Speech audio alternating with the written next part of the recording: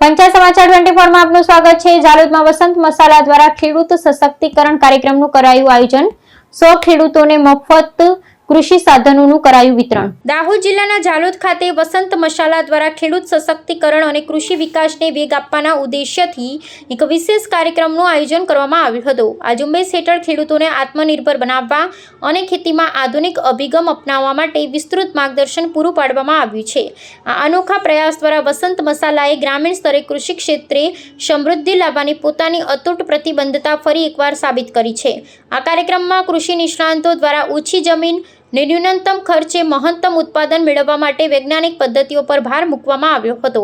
ખાસ કરી પાણીની મહત્તમ બચત માટે હાઇડ્રોજેલ ટેકનોલોજી ને જમીનની ફળદ્રુપતા જાળવી રાખવા બાયો કમ્પોસ્ટના ઉપયોગ થકી પ્રાકૃતિક ખેતી કરવા અંગે ખેડૂતોને ઊંડાણપૂર્વક સમજ આપવામાં આવી હતી।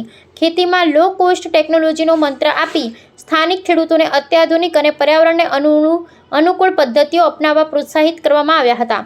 ખેડૂતોને માત્ર સૈદ્ધાંતિક માર્ગદર્શન જ નહીં પરંતુ વ્યવહારિક અને આર્થિક મદદ પૂરી પાડવાના હેતુથી વસંત મસાલા દ્વારા આશરે 100 જેટલા જરૂરિયાતમંદ ખેડૂતોને મફત ખેતીલક્ષી સાધનોનું વિતરણ કરવામાં આવ્યું હતું। કંપનીની આ સહાયથી સ્થાનિક જગતના તાતમાં નવો ઉત્સાહ અને આશાનો સંચાર જોવા મળ્યો છે।